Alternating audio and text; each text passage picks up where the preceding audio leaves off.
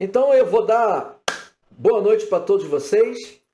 Hoje é a nossa aula número 15 de um assunto de uma soft record que vai trazer uma certa polêmica, mas eu quero que vocês se sintam com liberdade para poder me questionar. Tá? Então eu vou agora fazer o seguinte. Eu vou contar para vocês um breve histórico desse padrão de atado. Eu não tenho um histórico muito completo dele não, mas eu consegui encontrar algumas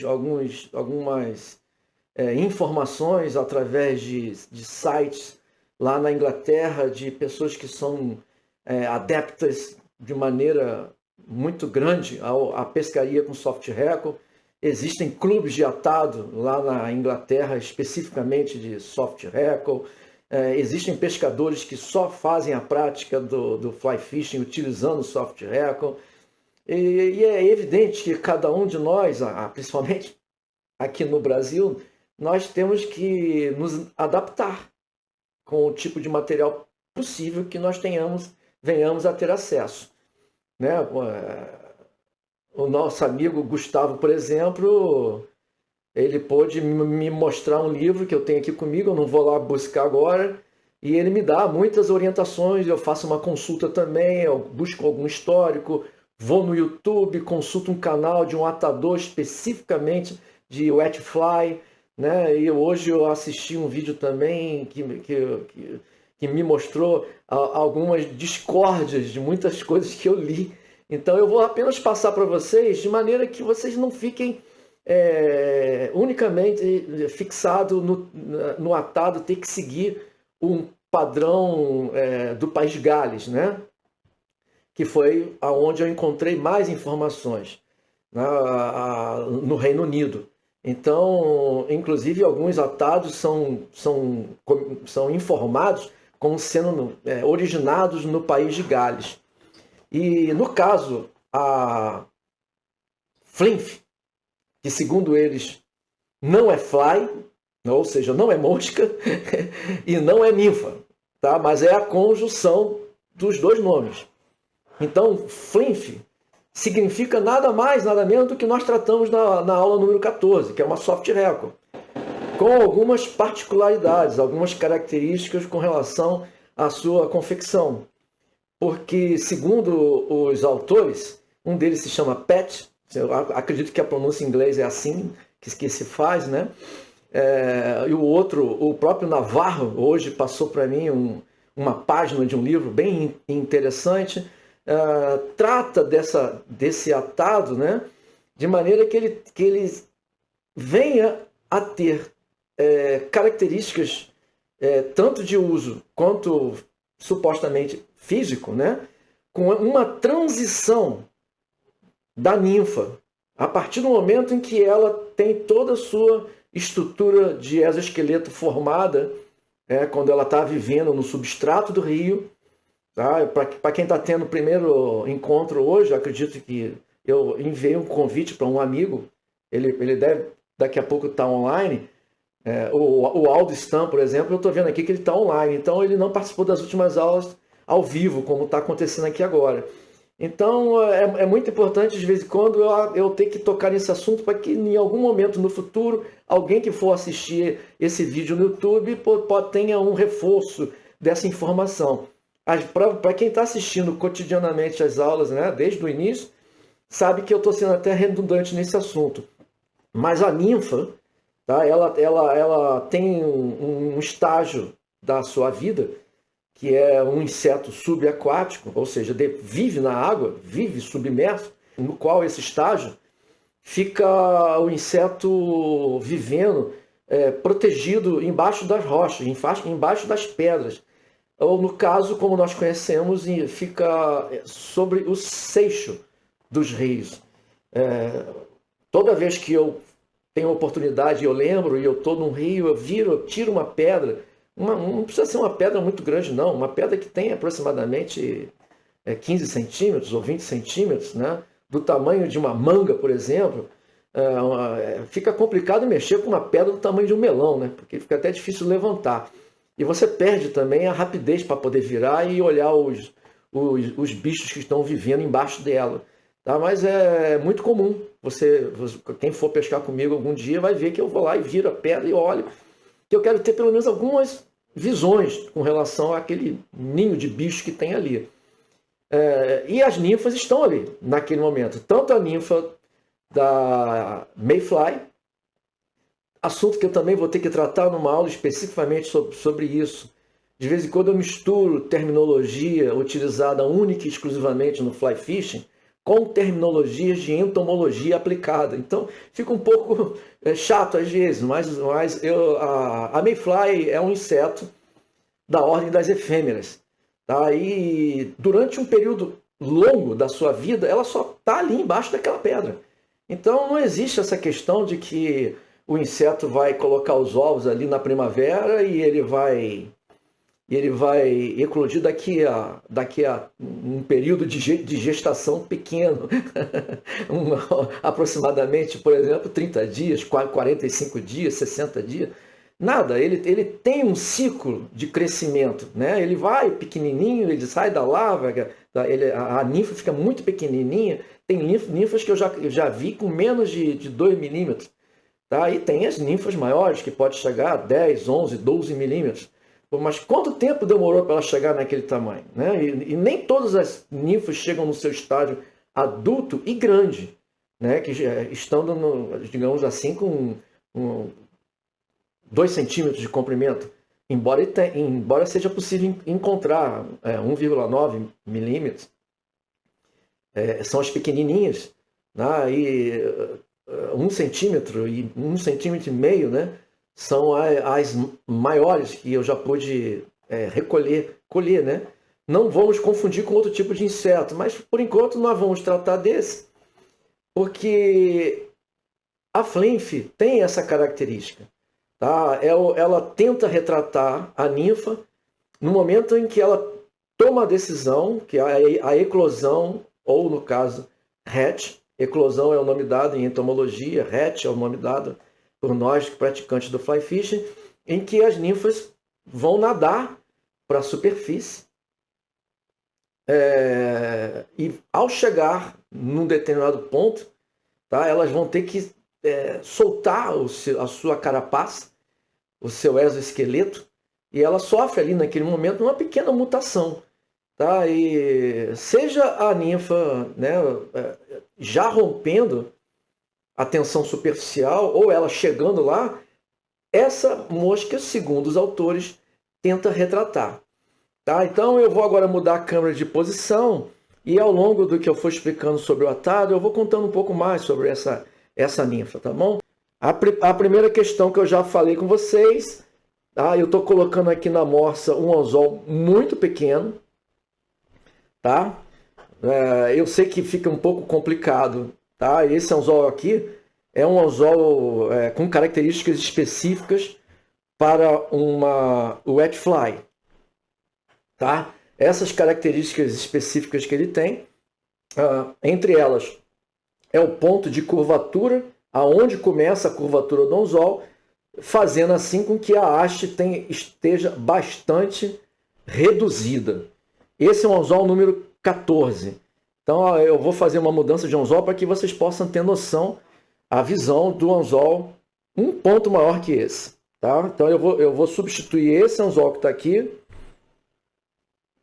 que é o número 14, por esse aqui, número 12. Tá? E eu já ganhei uma certa folga, um certo espaço. Tá? Ele também tem características próprias de curvatura. Eu até marquei com essa pinta branca aqui, indicando o ponto onde a haste ela deixa de ser reta.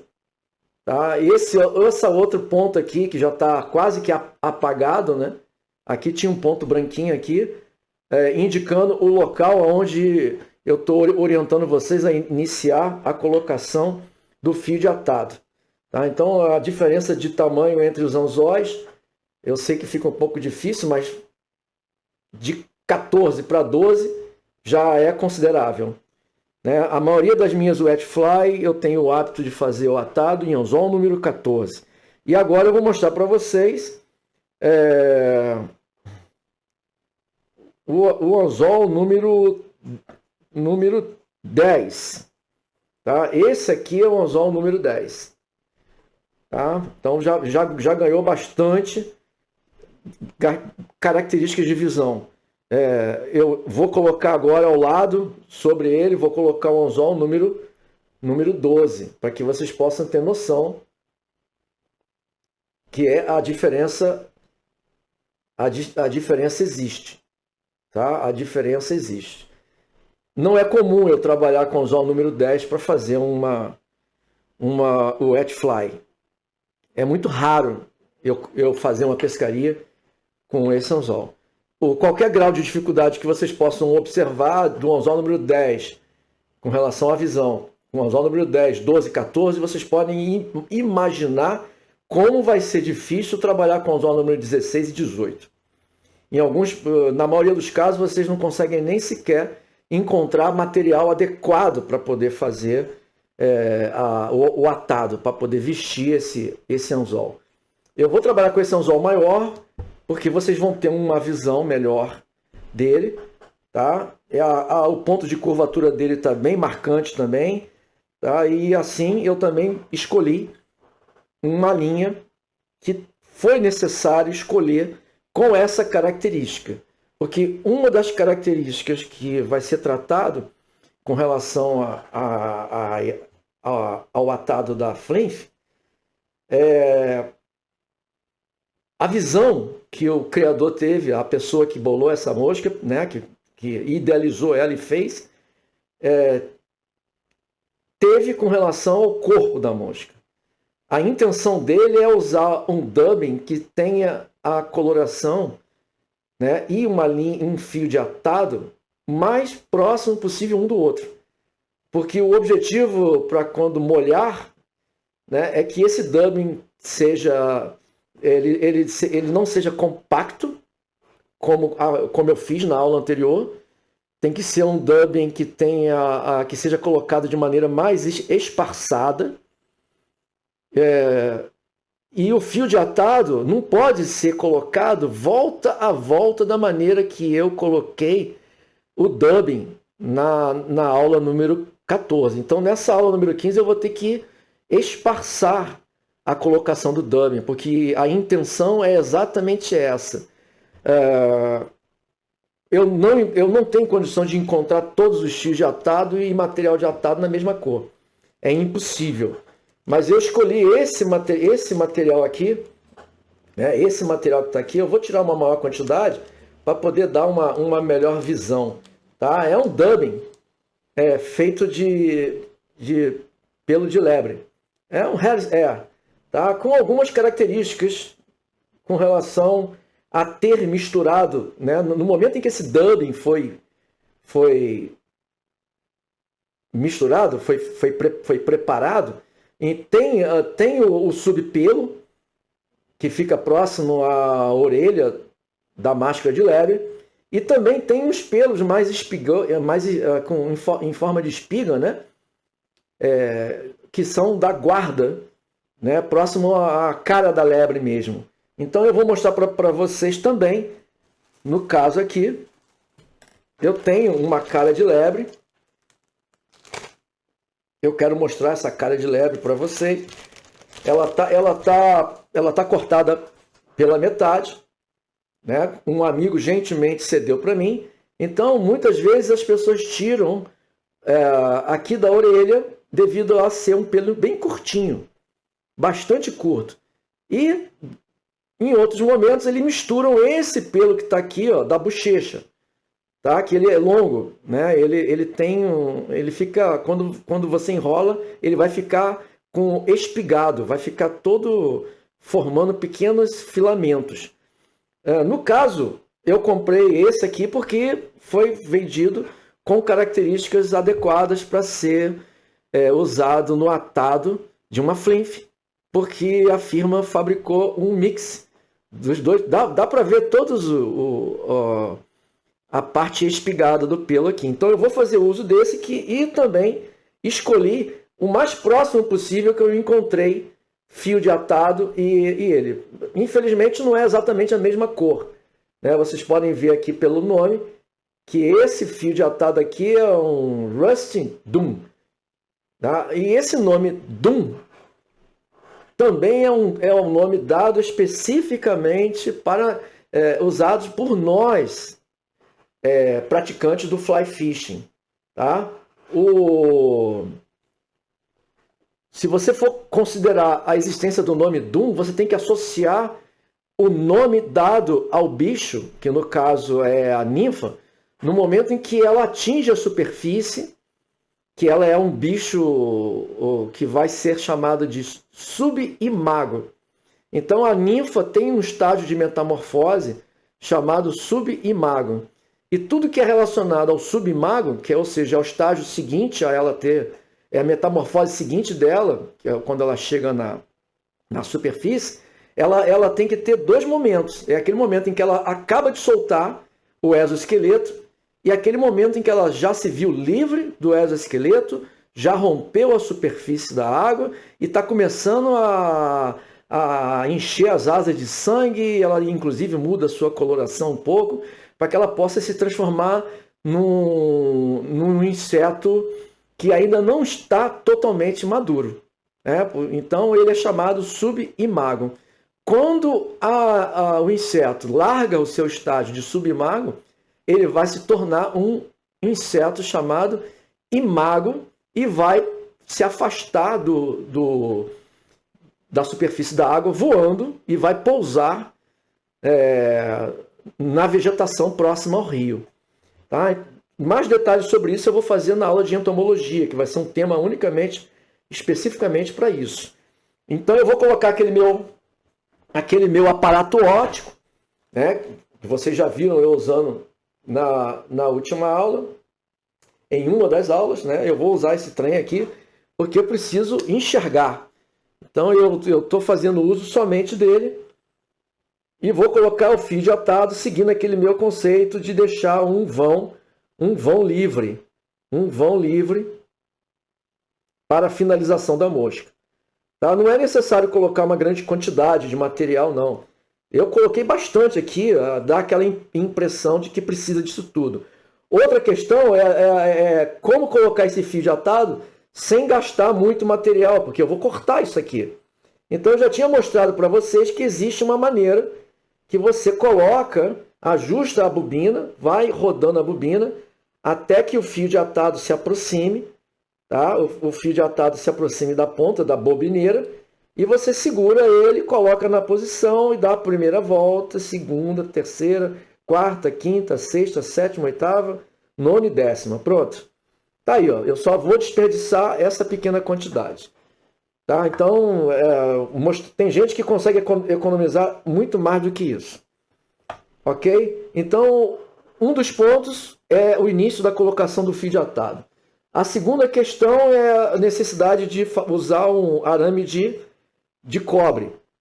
Tá? O corpo do bicho vai ser segmentado. Tá? Então, para você segmentar, né, no caso, você pode fazer a segmentação utilizando o tinsel, que é frágil, o material de fio de arame de cobre, que é um pouco mais resistente. E esse aqui, além de ser de cobre, ele tem a cor prata. Ele não é cor de ouro e não é cor de cobre, como eu já mostrei algumas vezes.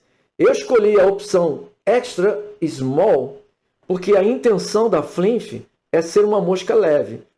Então é necessário que até escolher o anzol que você vai comprar tem que ser pensado.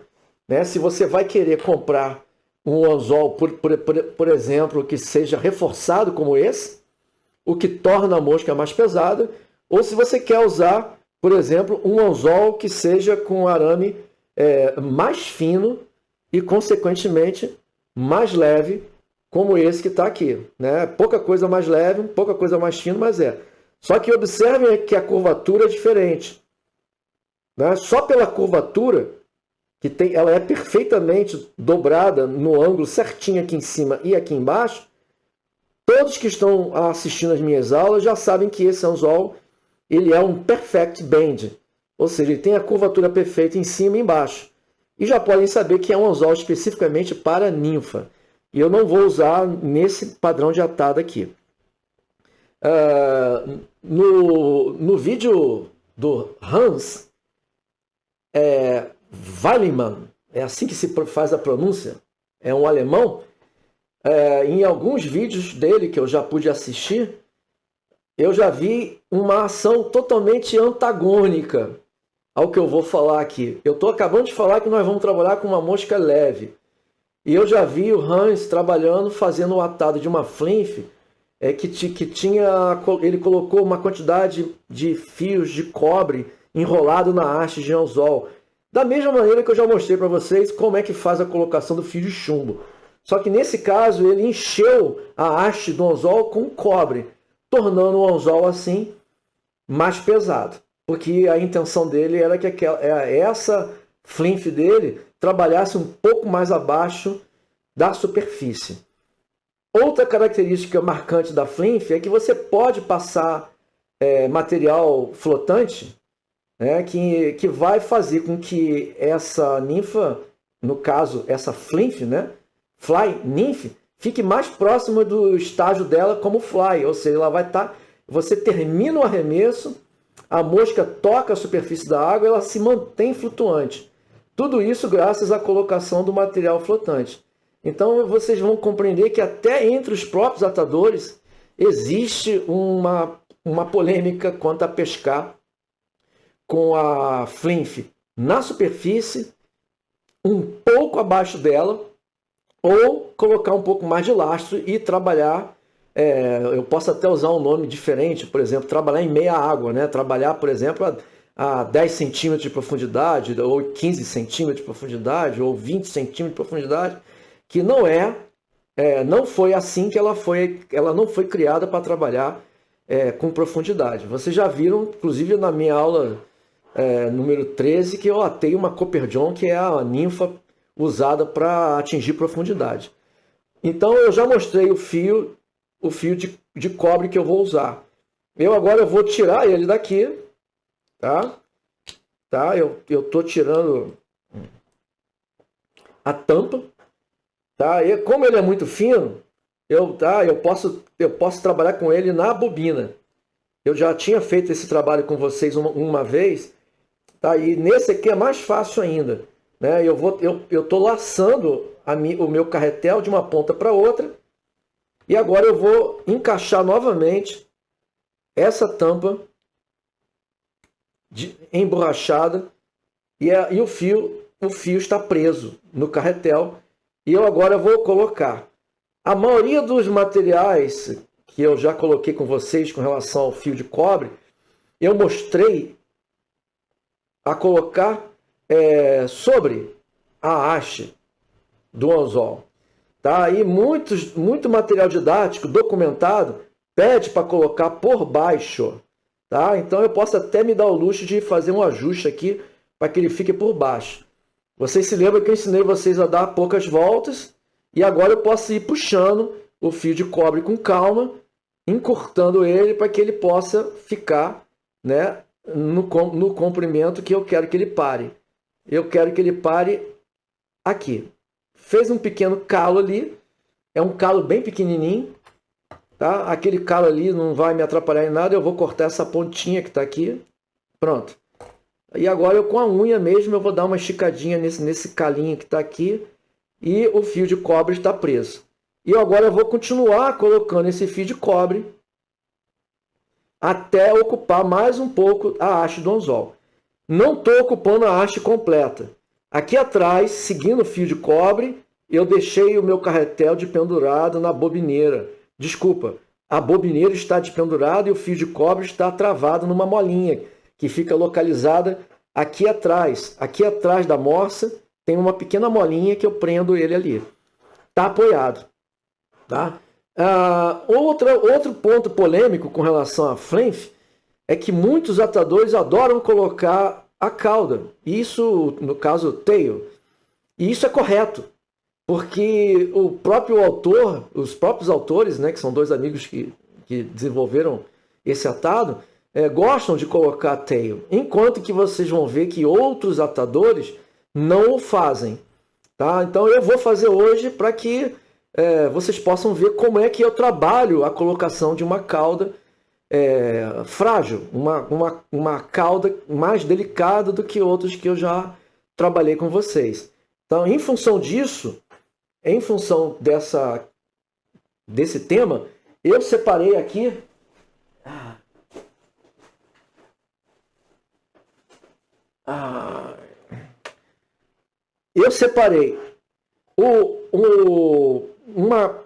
uma pele de perdiz, tá? Dessa pele de perdiz aqui, eu vou tirar a pena para fazer o colar, tá? Aqui é a parte de trás, onde tem o couro do bicho. Aqui era próximo do seu pescoço. E aqui vai chegando na parte final do corpo do bicho, aonde aparece inclusive a pena da cauda. Tá? Eu tenho aqui, ó, a pena localizada no pescoço. Esse aqui já está bem molinho. Tá? Tem essa pena aqui que eu uso para fazer o colar. Tem outras penas que eu posso usar para fazer o colar também. Tá? E tem também as penas que ficam na cauda da ave. Então isso aqui chama-se half, que é metade, half skin, metade da pele. Tá? Mas, para fazer a cauda, eu peguei uma pena de Hackle. Tá? Essa pena aqui é chamada pena de Hackle. Tá? E o Hackle nada mais é, né, do que esse material que está aqui, onde eu tenho metade de um cape, metade de uma pele na cor carijó, grizzly, e a outra metade eu comprei marrom, um marrom um pouquinho mais escuro. Então eu tenho aqui, eu vou tirar para que vocês possam ver, o que fica com a visão melhor. Alguns amigos têm até a curiosidade, então vocês podem comprar esse pack, né? Ele é comercializado como half to half, meio a meio, que nada mais é do que metade da pele de um cape com a outra metade da pele, né, de outro cape. Tá? Mas esses aqui, no caso, especificamente, eu comprei assim inteiro para poder dividir com um amigo meu que estava querendo. Então eu comprei uma capa inteira, grizzly, grisalha ou carijó, e comprei uma capa inteira nesse tom de marrom que está aqui, onde eu tenho vários tons bastante interessantes. No caso, eu separei uma pena, né? E essa pena que está aqui, eu peguei da parte de trás, da parte final do cape, aonde a gente nem consegue muitas vezes utilizar para fazer um colar. Em compensação, a parte de cima, né? A parte de cima é onde tem aquelas penas finas e compridas, aonde nós usamos para fazer um colar, por exemplo, de uma mosca seca. Lembrando que essa ave aqui, ela é geneticamente selecionada para que se mantenha com essas características. Uma vez que eu já mostrei para vocês o material que eu selecionei, eu vou mostrar agora como é que eu faço para tirar. Né? Vocês observem que eu já limpei aqui a parte de trás toda. Essa parte de trás aqui, ela é toda cheia de um material chamado fluff. Né? Essa parte de trás aqui todinha é fluff. Eu puxo ela dessa maneira, eu seguro e arranco. Só que dessa vez eu vou segurar, né? Primeiro eu vou colocar as cerdas em posição de 90 graus. Elas não estão em 90 graus, elas estão para trás. Elas estão a 45 graus, elas estão a 45 graus para trás no sentido do talo da pena, que é o rack dela. Tá? Então eu vou puxar uma certa quantidade, não vou contar, que é muito fino, e agora que eu puxei, com esse dedo indicador aqui e esse polegar, eu seguro ela alinhada. Tá? Fica difícil mostrar para vocês. Deixa eu tentar virar de cabeça para baixo. Aqui, ó, eu mantenho elas alinhadas dessa maneira que eu estou segurando aqui agora. Né? Eu mantenho elas alinhadas dessa maneira que eu estou segurando aqui agora. Alinhou, eu vou puxar. Assim. E elas vêm todas para mim se mantendo alinhadas também. Observem que vem micro barbelinhas do rack junto com a cerda, junto com a farpa. Tá? Eu agora vou esmagar todas elas alinhadas e eu tenho aqui a cauda. Claro que eu fiz essa manobra, né? Ficou um pouco complicado para mim fazer essa manobra que eu fiz de cabeça para baixo. Tá, mas não tem problema. Tá? E também desalinhou um pouco as pontas. Só porque eu tirei de cabeça para baixo. Mas para trocar de lado, que eu tenho que trabalhar com as pontas da pena para trás. Tá? Então, para trabalhar ela para trás, eu pinço indicador com indicador. Tá? Dessa maneira que está aqui. Indicador com indicador. E depois eu tiro e pinço aqui para trás com o polegar. E eu tenho aqui as cerdas alinhadinhas na quantidade que eu quero. Assim espero, né? Mas Fausto, eu quero colocar mais cerdas. Bem, então eu vou mostrar para vocês como é que se coloca mais cerda. Mas essa quantidade que está aqui está muito boa. Tá? Primeiro você mede, tá bom? Eu mede e cria um ponto referencial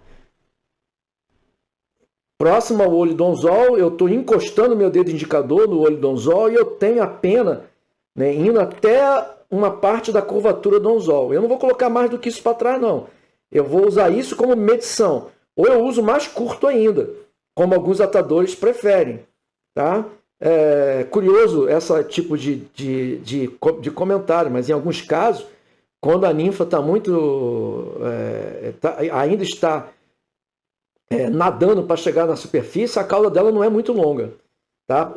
A parte maior da cauda da ninfa se desenvolve quando ela libera o seu exoesqueleto. Tá? Então, uma vez que eu tenho esse ponto gabaritado aqui no meu dedo indicador, eu posso juntar indicador com indicador, polegar com polegar, um no outro.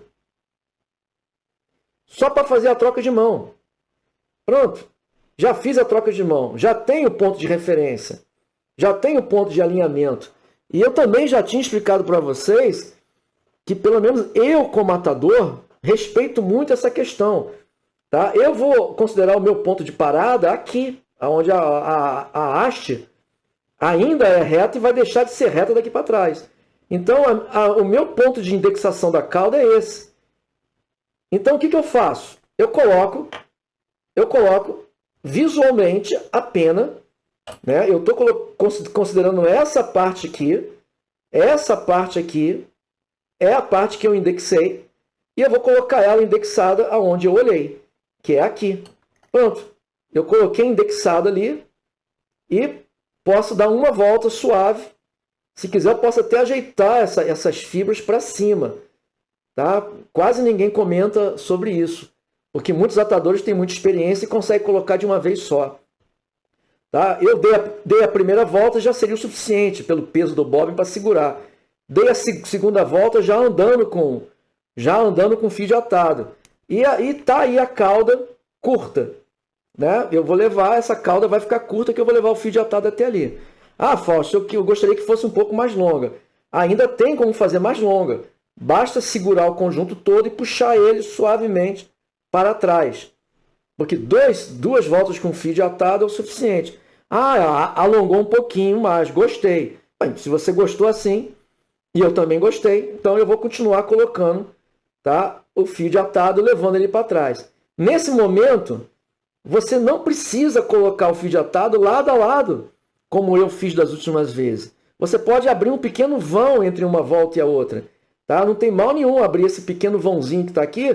Acredito que vocês já estão até conseguindo ver. Né? Vocês já estão até conseguindo ver. Até que eu pare no ponto de indexação. Tá? E o ponto de indexação é esse. Tá? O ponto de indexação, mais uma vez, não fica na farpa. Ponto final. Não quero nem mais discutir essa questão. O ponto de indexação final é aonde a haste deixa de ser reta. Mas se você quiser que a cauda fique arriada, né, fique caída, é só levar o fio de atado para trás e joga a cauda para trás. E hoje eu vi muitos vídeos que eu não gostei justamente por causa dessa questão. Né? O atador jogou a cauda para baixo. Então a cauda vai ficar reta nesse ponto.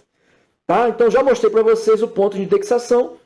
Criei esse ponto visualmente. Né? Eu tenho ele fisicamente aqui, ó. Né? Logo depois da ponta do anzol um pouquinho. Eu posso agora recuar o fio de anzol para ele ficar bem na pontinha, certinho, tá vendo? Por que eu recuei? Porque agora eu vou trabalhar com dubbing.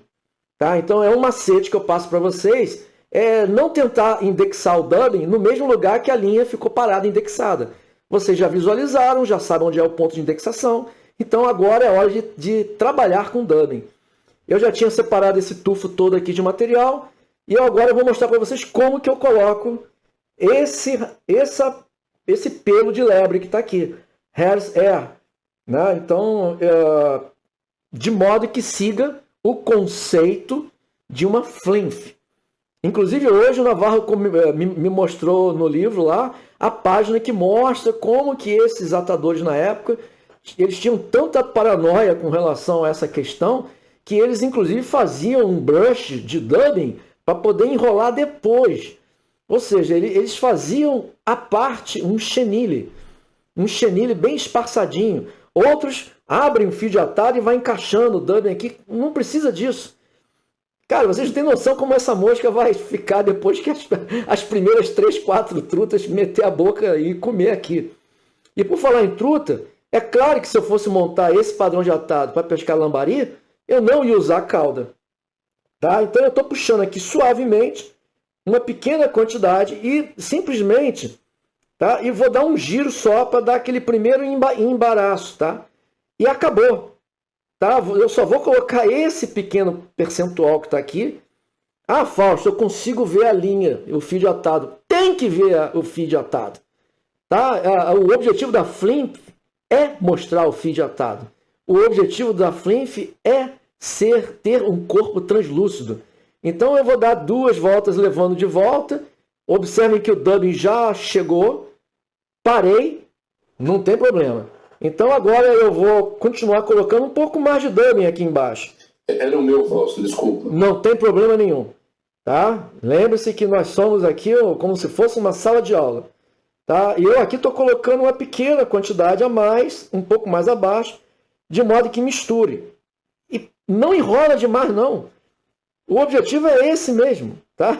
E agora eu vou levar essa bodolhoca de dubbing que está aqui, eu vou até espaçar um pouquinho mais esse aqui. Ó. Pronto, eu vou levar, mas eu não vou levar volta por volta coladinho, não. Eu vou levar a primeira volta no ponto de indexação. E agora eu vou esparçar, como se eu estivesse fazendo uma espiral mesmo. Tá? Uma espiral. Eu tô afastando, como se eu estivesse segmentando o corpo do bicho. Tá? Vou colocar um pouco mais de dubbing, também não vou apertar. Tá? Só vou dar uma pequena passadinha assim. E vou continuar colocando e dando aquela volta para frente. E também tem um pequeno detalhe que eu quero dizer para vocês. Né? Não é necessário que vocês fiquem preocupados com... Caramba, tá vindo dubbing para tudo que é lado aqui. Em fazer o corpo ficar cônico. Porque nunca foi o objetivo de uma flinf ter o corpo cônico. Agora não me pergunte por quê, tá bom? Então essa parte aqui foi um esquecimento meu. Esqueci de cortar a ponta da pena da cauda, né, que ficou sobrando.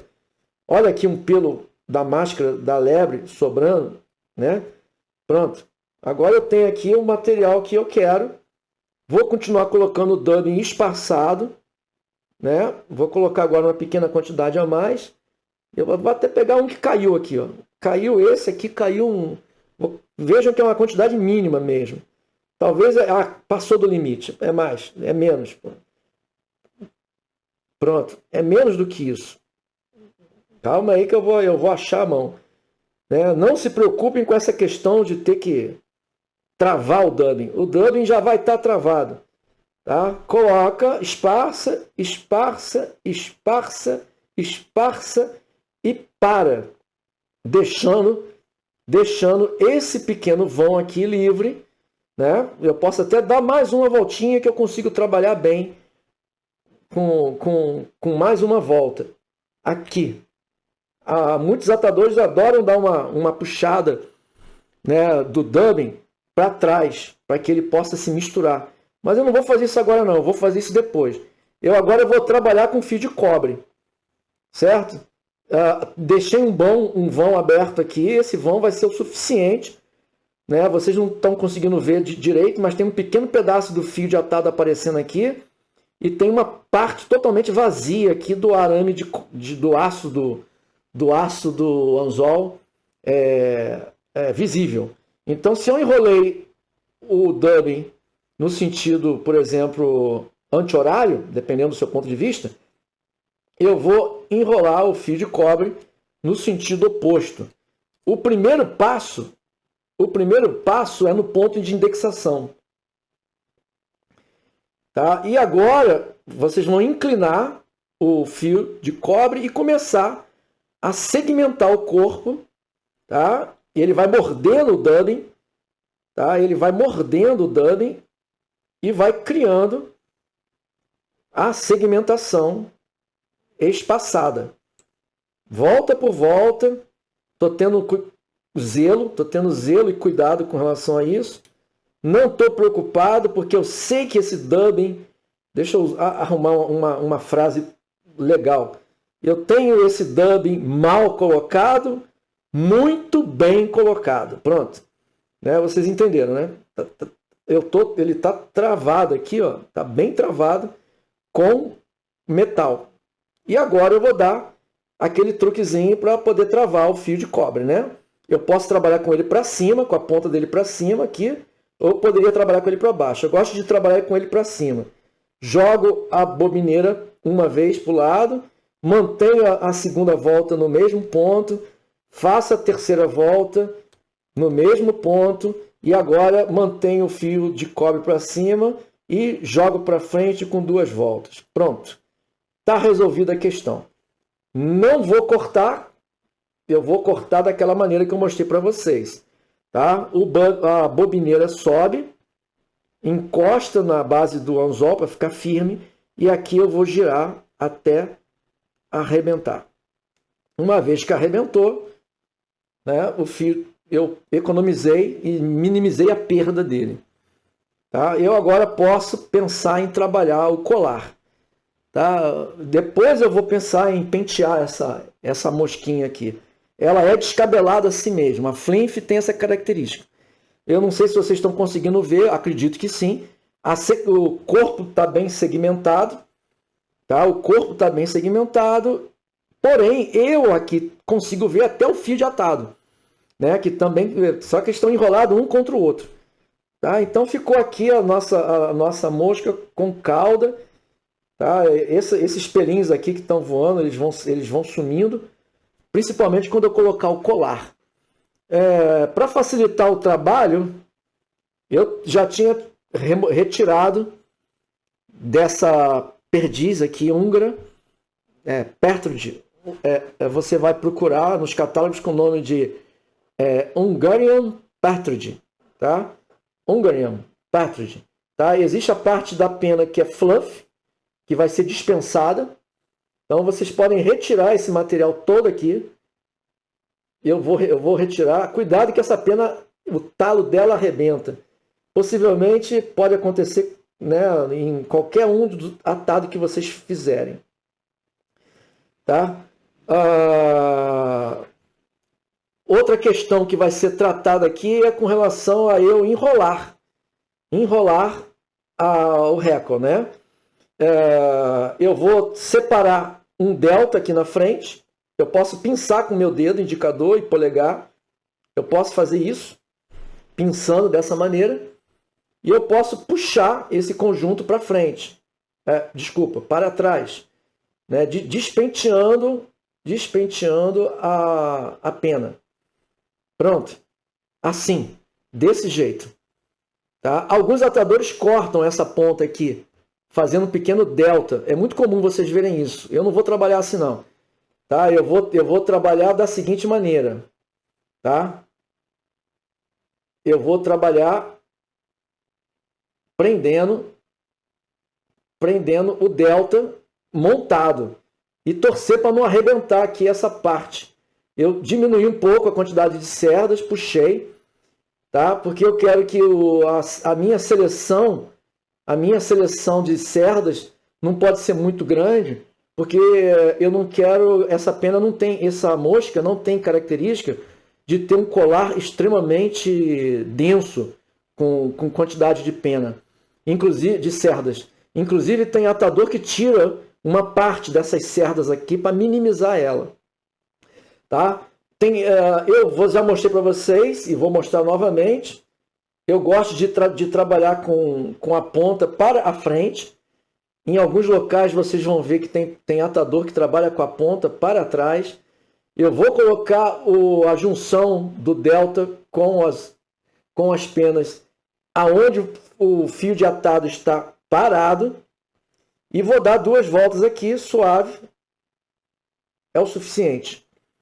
Tá?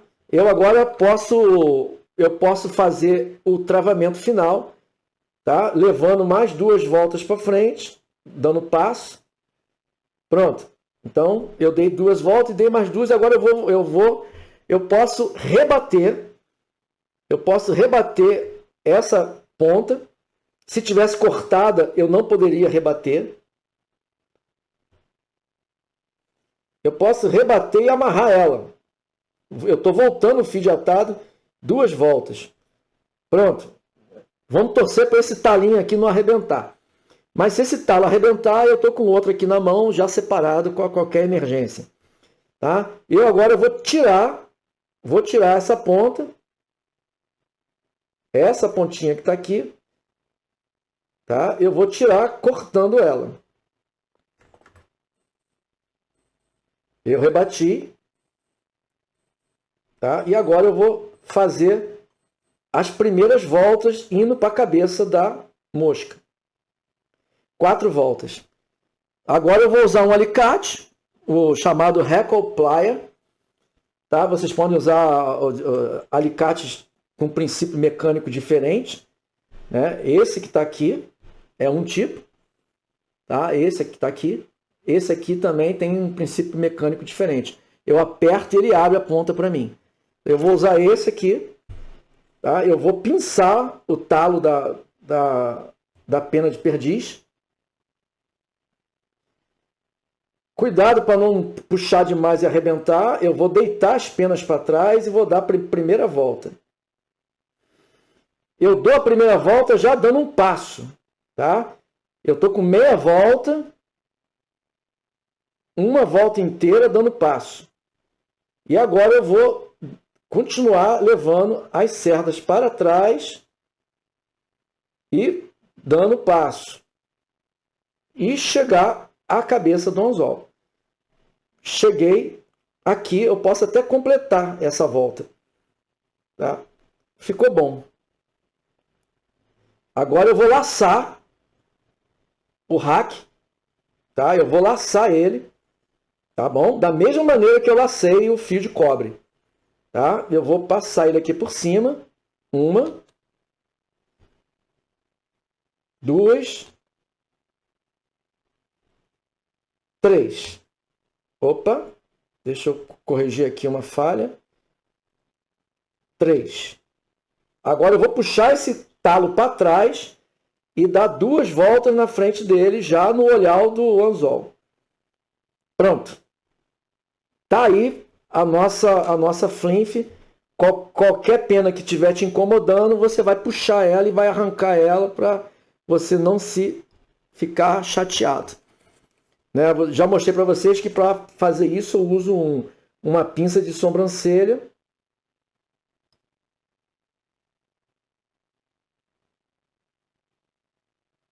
Pronto. Agora eu vou rebater e vou fazer a cabeça moldada. 1, 2, 3 voltas. Não levo mais do que 3 porque eu quero que ela fique aberta.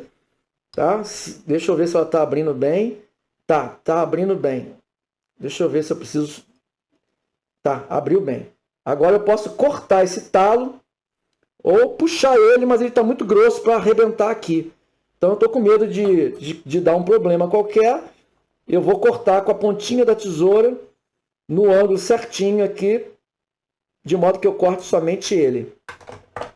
E agora eu posso fazer a finalização. A finalização pode ser feita com a ferramenta Whip Finish, E quem estiver aprendendo a fazer uso do Whip Finish, pode fazer o Half Hitch, que é essa ferramenta que está aqui. Tá? Eu estou escolhendo a ponta, né? Eu estou escolhendo a ponta que fica próxima do olho do anzol.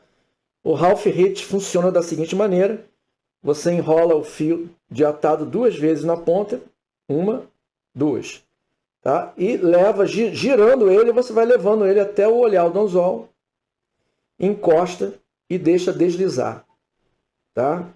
E dá um pequeno puxãozinho. Esse é o uso do Half Hitch assim. Eu acho mais bonito o acabamento quando eu faço uso do Whip Finish.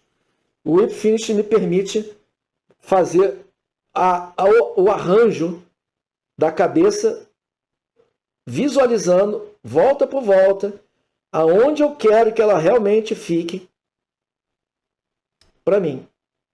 Pronto. Pum, pum, pum, está feito. Tá? É uma mosca leve, tá? É uma mosca que tem essa característica mesmo de ser leve. O objetivo dela é ter seu momento de flutuabilidade ou não. Você pode pescar arremessando a montante, ou seja, montante significa que você pode arremessar rio acima. Vou cortar o fio de atado aqui que eu não quero fazer mais volume de cabeça não.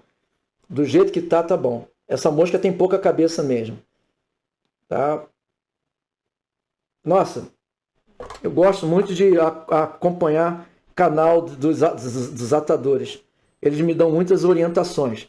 Então eu tenho aqui a flinf já terminada. Muitos dos atadores não gostam de colocar resina, porque considera que brilha demais, etc e tal, mas eu não tenho esse problema não. Tá? Eu vou colocar resina, sim. Vou colocar pouca quantidade de resina. Já mostrei para vocês a resina que eu gosto de usar. Essa aqui é a Hard Head da marca Loom. Tá? Comprei na loja do amigo Marcelo Zur recentemente. Fica a dica. E hoje eu separei uma capa, encomendei uma capa de ren com nosso amigo Francesco da Wild Fly Shop de Minas Gerais, tá? Então eu estou organizando uma lista de compra de material com ele. Ele já tem o meu pedido lá, já sabe o que eu quero. E entre os materiais que eu pedi uma capa. É a primeira vez que eu compro uma capa de ren completa.